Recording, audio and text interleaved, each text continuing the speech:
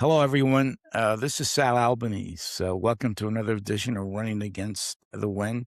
As some of you may know, I spent 15 years in the city council, probably 3 years too long, before I ran for mayor in 1997. And when I was there, I was a critic of the body on some macro issues like oversight. I always felt that the city council, when I was there, and I got myself in trouble, when I mentioned that in the press a couple of times, it was a reactive body. It wasn't proactive. They didn't do the oversight, which is one of the major responsibilities of the body. And unfortunately, I think it's still true today. I don't think they do enough deep dives into agencies and hearings are held after, some event that shocked the city. So it's still a fairly reactive body. But having said that, there are always outstanding members who do, because of their creativity, their courage, take on some powerful interests, and they pay price for it because the easy thing to do on the city council and any legislative body is keep the seat warm and basically do what you're told by the leadership. It's a great job. You drive back and forth, you take pictures, you get introduced, but as the honorable so and so, and don't do much of anything else, right? But some members, I think I was pretty active in that area, made a lot of not a lot of enemies, but some good enemies because I took on some powerful interests. And I one of my guests today is a young council member who caught my attention because of his taking on powerful interests. And we're going to talk about a couple of issues he's been involved in. And he not only is he I think a very good legislator. I think that he's also somebody that shares my affection for weightlifting. When I was his age, I was a weightlifter, and I saw Chi yesterday on Twitter deadlifting. And so, how did you get involved in civic life and politics? Yeah, I mean, I never thought that I would be a sitting member of the city council or a politician in any way, shape, or form. I always found myself as being someone who critiqued and spoke against power, and I think it's because of how my parents raised me. I grew up in a very pro-black household.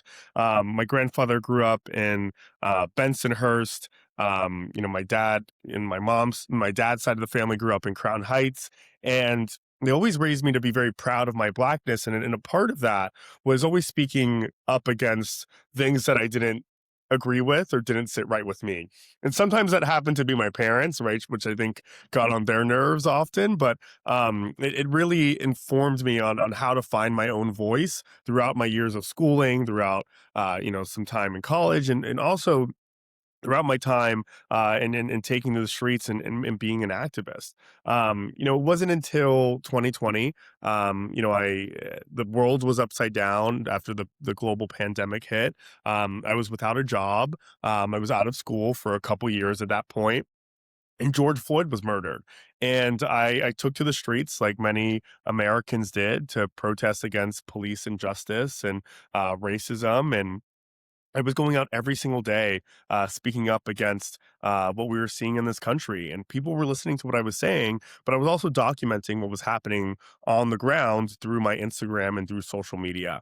And a lot of people were following me on those different accounts because I think I was capturing a different narrative than what was portrayed from the protests through mainstream media. And as I was going out every single day, documenting these protests, speaking up in my own regard, people were really following me as a leader. There were other people who were on the ground who I think shared the same sentiments as me, and advocating for racial justice while also critiquing, our city budget, especially with some of the spending that took place within the NYPD in comparison to other parts of our city budget. And I started organizing with them. I started taking to the streets. I started protesting with them. I started honing in a lot of our focus on our city's over $100 billion budget. And I was pressuring my city council member at the time to vote differently on the budget or to negotiate it in a different way. And when he didn't, I was 22 years old at the time. I was so pissed off that I said, you know what? Instead of being angry at this moment and leaving it at just that, I'm going to run for office myself. And I didn't fully know what I was getting into. It was a steep learning curve and learning about the different levers of the city council and the powers that existed within the city council. But I had this passion and this energy for wanting to see a level of change within government, and within my own community. I grew up in Crown Heights. I've seen my neighborhood change throughout the years. I've seen disinvestment within my community, and I wanted to be a voice that added to the change, not only within my community, but within the halls of government. So I decided to run for office at 22 years old. I ran in a crowded race against people who I guess have been around government longer than I have. I ran against an individual who was, the manager of the community board and district leader, and was endorsed by all the unions. But I really wanted to see some level of change within our city and within our community, and knock doors and utilize social media in a really creative way, and ended up winning that race in a landslide as a first time candidate, and became the youngest member of the New York City Council at the time. And yeah, it was a very unique journey and foray within New York City politics. Well, that's why you have the courage to take on some powerful interests because of the way you got there. I mean, I was a school teacher, and I never planned to run for office. Yeah. It was just I was just pissed off because I saw that the local legislators were pretty useless in my area. I was on the school board, and I'm saying these people aren't doing anything. And there were a lot of issues in my neighborhood at the time that were not being addressed. So I decided to run against an incumbent, and we had a huge grassroots effort because I was pretty active in the community, like yourself. But it was. I think that's really a good rationale to run for office because you want to address injustice, you want to address some of the public interest issues that are being ignored, and that makes for a good legislator. So that's it's not surprising that given your background, how you got there, that you're pretty active and taking on some powerful interests. Let's talk about something that generated a lot of interest, and you actually sponsored the bill and actually got it done, which is eliminating broker fees for tenants in New York City. How do you get involved with that, and how did you manage to get it done? You made a lot of enemies doing it, obviously, which is a good Yeah, thing. I made a lot of enemies, and as you said in your opener, a lot of good enemies. I Yes, came into, like you, I came into politics without working in, a elected official's office. I came into office without, being a lobbyist or working in the city agency. I came into government basically with having nothing to lose. You know what I mean? I wanted to bring this level of energy and passion that sometimes that doesn't exist within a place like City Hall. And because of that, I knew who I was, or a large part of who I was prior to entering politics, and I know that I'll be okay if I don't exist within politics. So I find my existence within government to make the biggest amount of impact within the smallest amount of time. yeah, Which it's I don't think great. is everyone's policy, and because of that, a lot of the issues that I put forward, and this is a phrase that is often said, but I find policy to be very personal. A lot of my personal experiences are brought through my legislation and how I am as a legislator.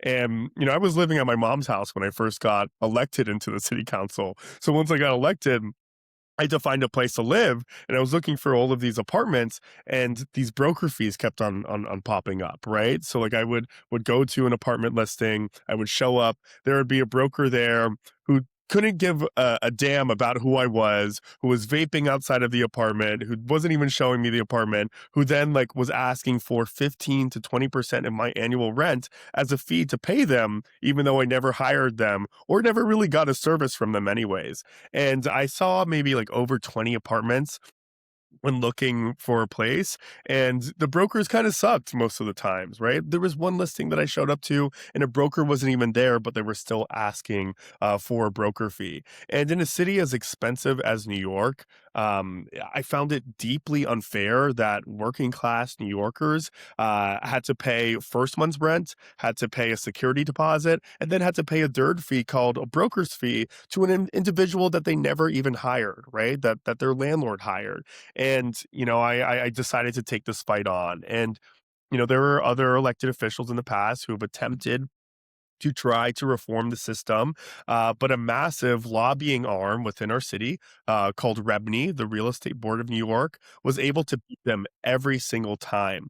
And, I'm someone who doesn't like to take no for an answer. I wanted to take this bill on because it was personal to me, but also because it was a problem that impacts again tens of thousands of New Yorkers. And there's also this like thing in New York where like sometimes we're so comfortable by being uncomfortable by just how things are, and I think people were just comfortable with the fact that they had to pay a broker fee. I said enough is enough and decided to take it on, and I used a very creative strategy in aiming to change this broker fee dynamic. I put forward this bill called the FAIR Act, which stands for Fairness in Apartment Rental Expenses Act, that would require that whoever hires a broker within the city of New York, whether landlord or tenant, would pay the broker fee rather than forcing a tenant to pay your broker fee, which is how the system was priorly set up. So I put forward this bill. There was so much pushback from REBNY to try to kill the bill. They were pushing back against a hearing. They were calling up different council members to tell them to sign off. Some council members actually signed off from the bill. But what I did was I used a tool that I use on a daily basis, which is my phone and social media, to speak to the people, right? This is a bill that is widely popular. No one likes paying a broker fee. So I took to Instagram, I took to TikTok, I spoke to the people in a way that no one had at the time, through no politician had at the time through social media. And these videos went viral, right? People were watching them. People were like, yes, I support this. And I was growing public support around a bill that was kind of stagnant within city hall, and I utilized that public pressure that existed within social media to pressure my colleagues in government and to pressure the city as a whole to advocate for this bill. So there were people for the first time who were calling their council members for the first time. They didn't even know who their elected officials were to tell them to sign onto this bill because they were seeing my Instagram or TikTok video. When we had a hearing around this bill, hundreds of people showed up because they saw my videos online to advocate for this bill, and we ended up beating REBNY, who spent so much money, against this bill. Through a very creative approach to passing a bill within the city council, and we passed it. November of 2024, I believe. It came into law last June, and it's been saving New Yorkers thousands of dollars. People That's have been amazing. refunded for fees if they've been forced to pay a broker fee. And while New York City is still expensive and there's a lot more work to do, we at least put a dent within our housing problem. That is amazing. People, some members go through their entire career and really don't have much of an impact. That if you did nothing else, gee, that's a major accomplishment. You also took on, I know what that's like. The real estate lobby. I mean, Yeah, I voted against vacancy decontrol, yeah. uh, which I Sure, knew they would didn't like cause. that. Oh, they went crazy. I mean, when I ran for mayor, I mean, they made sure that I didn't get to first base. But Yeah. yeah, I mean, it's a powerful entity, and as you know, they have a lot of influence in the city through donations and what have you. So that's an amazing achievement that you were able to get that done. The leadership came on board eventually. I assume. I assume they weren't crazy about it initially, right? Yeah, Or well, they we had to make it hard for them to not come on board with it, and that's, that's the challenge that I frequently find within politics. Like, I think there's my frustration with being in the city council for 4 years is like, why are we passing, excuse my language, all of these bullshit reporting bills? You know what I mean? What is our purpose here if it's not to benefit and better the lives of New Yorkers, right? And I think there's I don't want to speak for everyone, but there's a I mean, this is known about government, but there's a level of like bureaucracy and complacency Yeah. that exists within politics and government that like I so have not signed up for. And there's a lot of other people who like came into government and politics in a very different approach than I have. So that maybe they're more used to it. But like I'm very impatient, which I think is kind of perfect for my role, but also hurts as an individual who has to go through some of the complacencies that exist within our It, system. it's painful. It's Yeah, painful. I mean, you are. Unfortunately, you're not the majority in terms of how you got there. You know, most of these people were basically on political payrolls. Part of what I call the political class in New York City, which I think, and unfortunately has been a negative force on city politics. A lot of these folks that come in are just basically status quo oriented, and they're basically it's a job for them. It's a way to earn income, right? I mean, I was a school teacher, then I became a lawyer, and I really never depended on a political job. And right. you're creative, you're smart, you could do very well if you're not in office.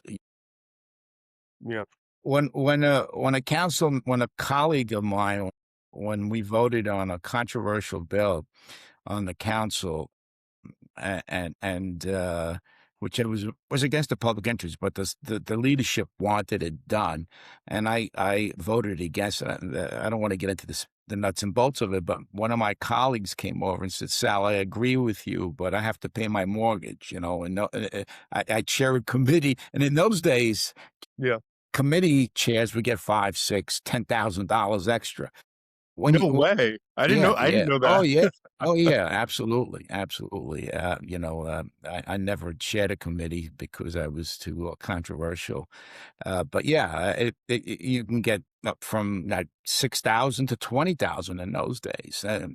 I proposed rule change to eliminate that years ago and never went anywhere. Eventually, it happened where you guys don't have that burden, but that comment tells you the mindset of some of the members, right? It's a job, and Mhm. I look at politics as a vocation, like a priest, right? It's not a job; it's a vocation where you're Yeah. out there advancing the public interest. It's not about economics or anything like that. So, and that unfortunately still exists. So let's get into home deep theft, which is what you're working on now. Uh, tell me about it. How prevalent is it? How many victims are there? What could be done about it? Yeah. How'd you get involved in it? Absolutely. So deed theft is a very complex and unique type of crime. It's one where there is, someone who is approaching a homeowner. This is one of the cases where it happens the most common. They'll knock on the door of a homeowner, say that they have a broken window or they're late on a full foreclosure payment, and they need the homeowner to sign on to a piece of paper. And a lot of these homeowners who are targeted are usually seniors or immigrants, and they'll sign off on these pieces of paper, and they'll accidentally sign off on their deed to either a stranger or someone in their life that they only kind of know. That person who is now in control or in ownership of their home will then aim to evict them from their own home and sell it for profit. It's basically a crime where someone steals another person's home through stealing their deed. It's an issue that is prevalent within Black and brown and immigrant communities within New York City. A lot of the times there are solicitations through phone call or door to door.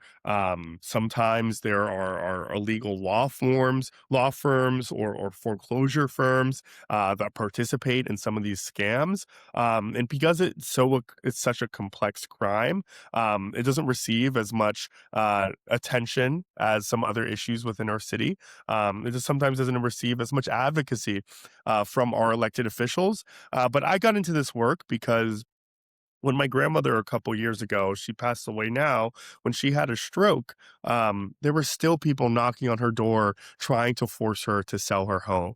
And again, this was an issue that was very personal to me as someone who represents Bed-Stuy and Crown Heights, predominantly black neighborhoods. We're seeing rampant gentrification, and the reason for that gentrification stems from deed theft that we are seeing within our city. So I put forward, an initiative in partnership with the People's Coalition to Stop Deed Theft, where we're advocating for the governor to implement an eviction moratorium for those who are dealing with potential deed theft cases, while advocating to fund for more units within the state attorney general's office as well as district attorney's offices to take on deed theft as a whole, rather than treating it as just any old issue. So, I believe that home ownership is one of the only sources, one of the main sources of Black generational wealth within our country, and I see it as something that's worth protecting. And while it is a complex issue, I aim to break it down and to advocate for it no matter what. How prevalent is it? I mean, is Yeah. it widespread? Absolutely. So, the data that we've seen about 20,000 cases over the past 10 years reported to both the state attorney general's office as well as the DA's office. However, because a lot of how deed theft can happens through foreclosure fraud or tax lien sales, there's a lot of undercounted cases that take place here. My office receives about 2 to 3, calls a week from people who are Really? dealing with these issues. Yes, and we work with a coalition called the People's Coalition to Stop Teen Theft, and they receive, many numerous cases on a weekly basis around this. But because it's an issue that does not receive a lot of attention. There's still so much data that we don't have access to in terms of the frequency of deed theft happening within our city. But it's something that is well documented when it's reported to my office. Wow. Many of these folks are poor, right? They're working class poor people that own a home, and they basically don't even know who to reach out to, right? When this Yeah, stuff happens, which is part of yeah. the problem. It's amazing that your office has become like a vehicle for people to report it. I mean, uh, is the district attorney's office looking at this? Do they have a special unit in Yeah. Brooklyn? I mean, it sounds like every DA's office should have some sort of a unit that deals with this. So that's what we're currently working on within this initiative. The DA's office, they've told us that they have limited resources. So what we're aiming to push for within the city budget and aiming to get some support from the state is to allocate funds for a specific deed theft unit within their offices. So Right. this is something that I'm championing right now within the budget. It's my top priority. Of course, some of these cases go to the DA's office or the AG's office, but there are some lawyers who are not well equipped on taking specific deed theft cases. So this is why it's something that we're championing to make sure that there's a specific allocation for these cases.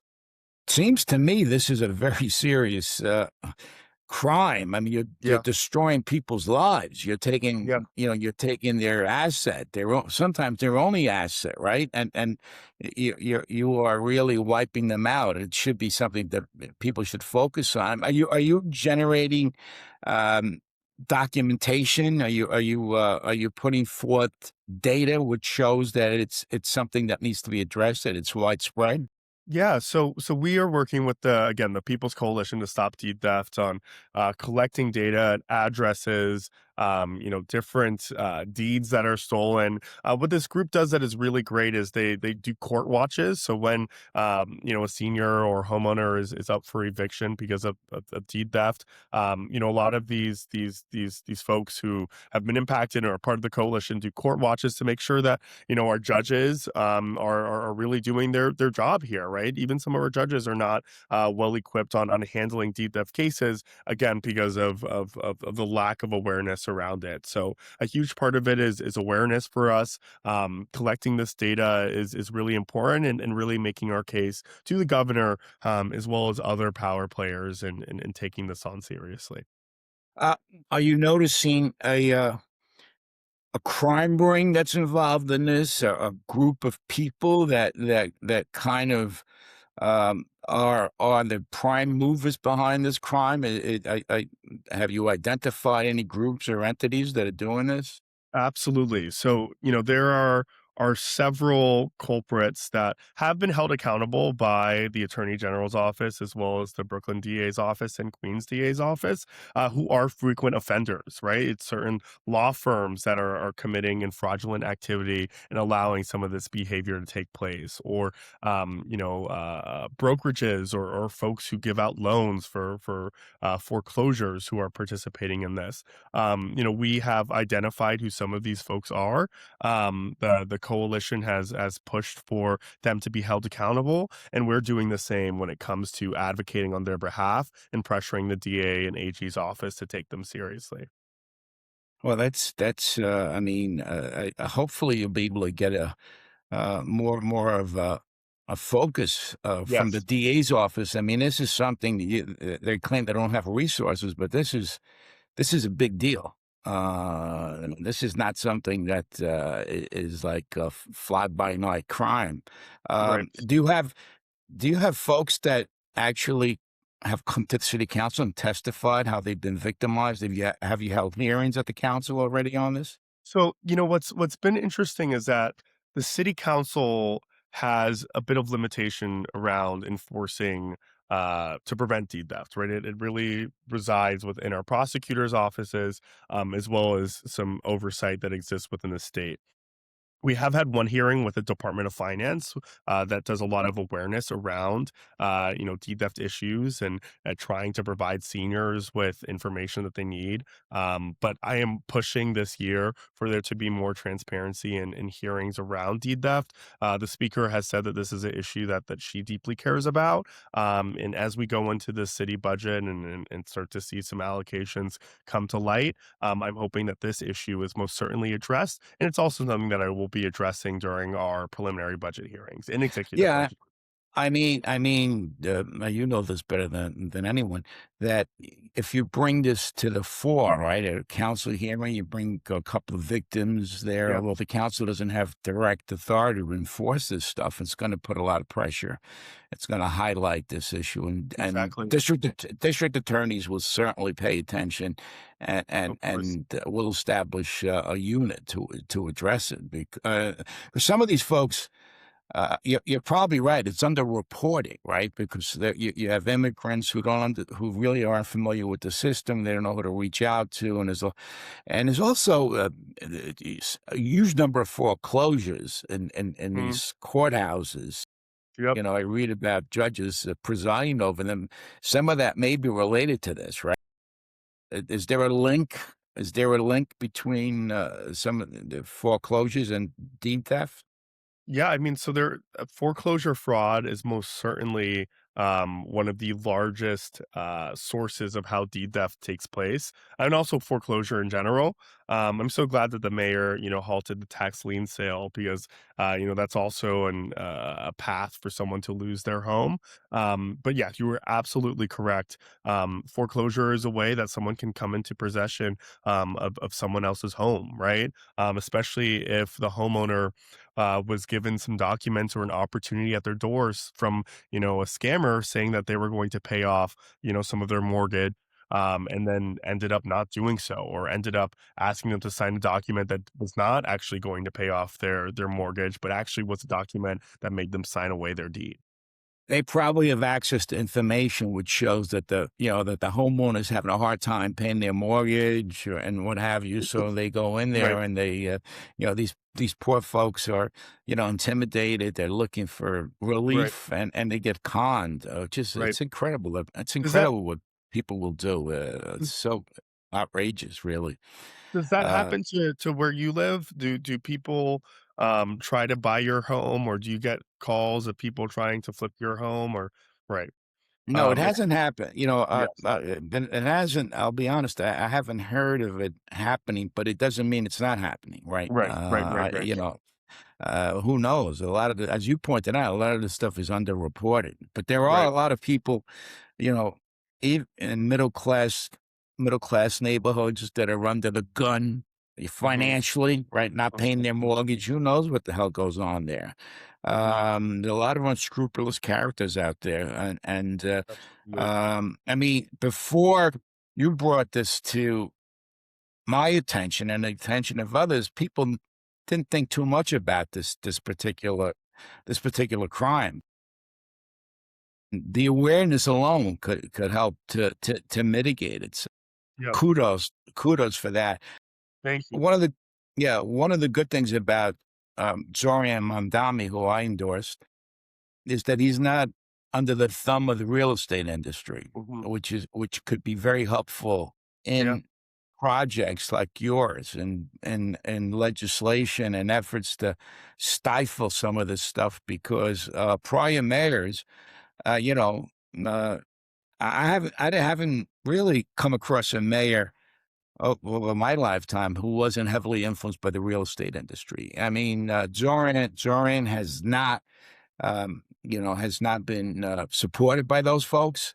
And if he stays true to his mission, he can make a Right. huge difference in addressing some of these issues. Hopefully, your new speaker will join those efforts. So I'm Right. cautiously optimistic. One more question. Why aren't you guys introducing a resolution to condemn this unjust war that we're engaged in the Middle East? I mean, Right. the council should, in my view, get on the record as saying this is an unjust and illegal war that's killing a lot of people. Yeah. Listen, Sal, when I saw your tweet, I think it was last week about this, I had my legislative director file an LS request, and Oh, I'll follow up with her after to see what the status is on that being drafted. I would hope to push something like this through. I believe that this is a deeply unpopular war, right? Americans as a whole find this yeah. unpopular. The Democratic base finds this unpopular. So I'm hoping that the city council would be open to moving forward on a resolution such as Gee, this. it's a no-brainer. I mean, let's face it. I mean, you guys, I mean, when I was there too, we passed these bullshit resolutions all day long, about nonsense or Yeah, some, you know, uh, peripheral issue. But you can have an impact as a council, as a legislative body, to add your voice to how yeah, this is a disaster. This is a yeah, debacle. What's going on right now? yeah. One of the things I did, I don't know if you're familiar with my record, which played a big role. I was very active in peace and justice in the north of Ireland, where Catholics were being discriminated against, and I introduced the first McBride resolution in the country on Wow. this issue. Basically, what it said was that if you if you're a company that wants to do business in New York City, you have to uh, adopt the McBride principles, uh, which were basically a major principle. So you will not discriminate against Catholics in the North of Ireland. Right. If you do that, if you don't put forward these affirmative principles, you can't do business with the city of New York. And if we passed it in the city council, it was on the front page. I was attacked on the front page of the British Wow. papers at the Wow. time. It was controversial. The speaker, who was Irish, Yeah. was against it. I mean, it was amazing. But we got it done with the Irish National Caucus, and it spread like wildfire Mhm. across the country. And it played a big role because the economic pressure played a big role in companies adopting non-discriminatory principles It's great. against Catholics in the North of Ireland, which I think helped to bring about the Good Friday agreement there. But my point is that even though the council, we're a local legislative body. It Yeah, is the New York City Council. It's the premier exactly. city in the country, and it Mhm. should take a position on issues that are impacting the world and the country. And there's nothing more. I mean, what's happening, economically, morally, with this war is a no-brainer that the council should condemn it. wholeheartedly condemn it. Right. Right. I mean, the mayor has condemned it. He's come out and made some hefty statements. But I'm glad you're looking into it, Chair. I really am. Yes. And listen, it's really been a pleasure talking to you. And keep up the good work. Don't lose that idealism and that fire. For doing the right thing. I don't think you will, but and keep up the weightlifting. Thank you so much for Listen, having me on, Sal. oh, you're welcome. I enjoy talking to you. Have a great day. Thanks. You too.